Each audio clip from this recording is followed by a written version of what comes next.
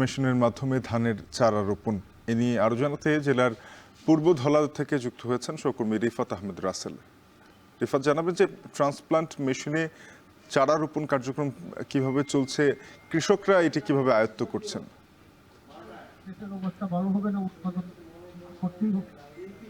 শাফরিন, আপনি জানেন যে আসলে নেত্রকোনা একটি ধান উৎপাদনের জেলা। এই জেলায় কিন্তু বছরে ৩টি ফসল উৎপাদন হয়। এর মধ্যে কিন্তু আসলে বোরো মৌসুমে কিন্তু সবচেয়ে বেশি ধানের উৎপাদন কিন্তু হয় এই জেলায়। হাওর এবং সমতল মিলে কিন্তু সব মিলিয়ে কিন্তু এই বোরো মৌসুমে এই জেলা কিন্তু এই চাহিদা মিটিয়ে কিন্তু অন্যান্য জেলায় কিন্তু ধান পাঠিয়ে থাকে। বলে রাখা ভালো, কিন্তু এখন কিন্তু বোরো মৌসুমের মৌসুম চলছে। এই মৌসুমে কিন্তু এখন বিশেষ করে হাওর থেকে শুরু করে সমতল সব জায়গায় কিন্তু এখন ধানের রোপণের কাজ চলছে। আপনি জানেন যে আসলে এখন কিন্তু ধান মেশিনের মাধ্যমে কর্তন করা হয় এবং ধান রোপণের কাজটি সেটি কিন্তু সনাতন পদ্ধতিতেই হয়ে আসছিল।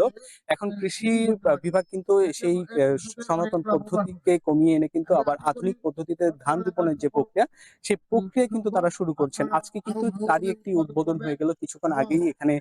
জেলা প্রশাসক বনানী বিশ্বাস তিনি কিন্তু এই পূর্বধলার এই গ্রামটিতে কিন্তু রাইস ট্রান্সপ্লান্টার যে মেশিন রয়েছে, ওই মেশিনের সাহায্যে কিন্তু এখানে ধানের যে কাজ, সেই কাজে কিন্তু উদ্বোধন করেছেন। এখানে বলে রাখা ভালো, রাইস ট্রান্সপ্লান্টার মেশিনের সাহায্যে কিন্তু এক এক একর জমিতে কিন্তু ১ ঘন্টার মতো কিন্তু সময় লাগে।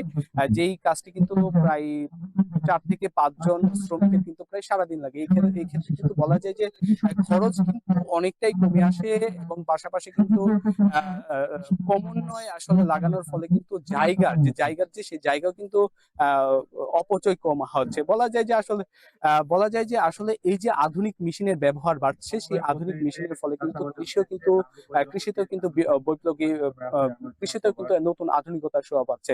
তো এই ছিল আসলে আমার কাছে নেত্রকোনা থেকে ধান রোপণের সর্বশেষ। শাফিক। নেত্রকোনা থেকে যুক্ত হয়ে জানাচ্ছিলেন সহকর্মী রিফাত আহমেদ রাসেল। দেখছেন এখন জনপদে।